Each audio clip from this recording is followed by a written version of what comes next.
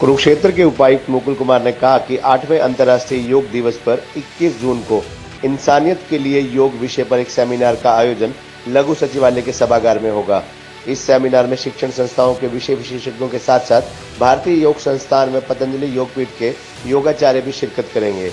ये सेमिनार भी आजादी के अमृत महोत्सव को पूर्णतः समर्पित होगा। इस योग दिवस की अंतिम तैयारियों को लेकर 17 जून को संस्थाओं के प्रतिनिधियों से भी एक बैठक का आयोजन किया जाएगा। उपायुक्त मुकुल कुमार उपायुक्त कार्यालय में अंतर्राष्ट्रीय योग दिवस को लेकर अधिकारियों की एक बैठक को संबोधित कर रहे थे।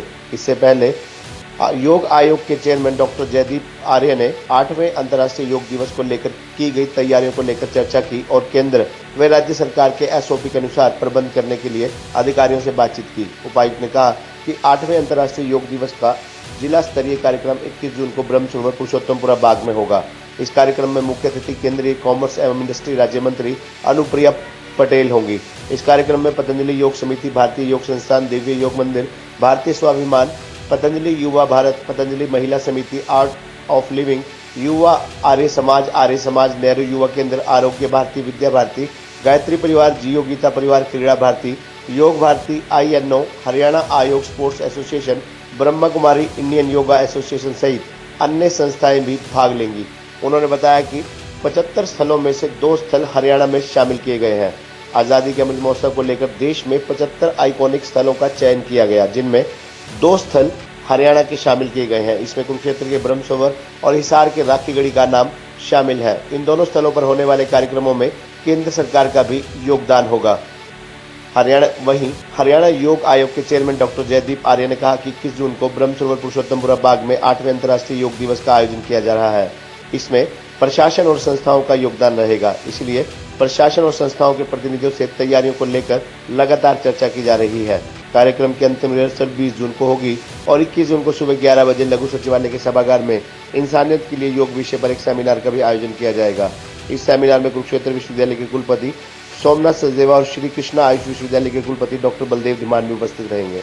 आज कुरुक्षेत्र के आइकॉनिक साइट पर अंतर्राष्ट्रीय योग दिवस कैसे आयोजित हो, उसकी पूरी रूपरेखा, उसकी कार्य योजना को अंतिम रूप माननीय मुकुल जी के साथ, आदरणीय उपायुक्त महोदय के साथ बैठकर हम सब लोगों ने दिया। भारतीय योग संस्थान, पतंजलि योग समिति, भारत स्वाभिमान, अनेक संस्थाएं मिलकर इस कार्यक्रम को आयोजित कर रही हैं। योग संस्थाओं का जहां योगदान रहेगा, वहां industry, PSUs, police department, education department, sports department, सबका योगदान आयुष विभाग को मिल रहा है। आयुष विभाग और जिला प्रशासन इस कार्यक्रम को अति उत्तम तरीके से करने जा रहा है और इसके लिए एक रिहर्सल का कार्यक्रम 20 तारीख को आयोजित होगा। रिहर्सल 6 से लेकर 7 बजे तक आयोजित होगी। उससे पहले एक मैराथन का कार्यक्रम 6 बजे से ही आरंभ होगा स्टेडियम से, जो जाकर ब्रह्मसरोवर जाके ये मैराथन संपन्न होगी। 21 तारीख को ये कार्यक्रम सुबह 6 से लेकर 7:45 तक चलेगा और उसके बाद 11 से लेकर 12:30 बजे तक यहीं लघु सचिवालय, जहां माननीय उपायुक्त महोदय बैठते हैं, वहां पर एक योग के ऊपर कॉन्फ्रेंस की जा रही है जिसका थीम होगा योगा फॉर ह्यूमैनिटी। आप सब लोग इस कार्यक्रम में आमंत्रित हैं। कुरुक्षेत्र की जनता धर्मपरायण जनता है और ये योग भूमि है, योगेश्वर भगवान श्री कृष्ण की भूमि है। यहाँ से जो संदेश जाएगा पूरा विश्व उसको सुनेगा।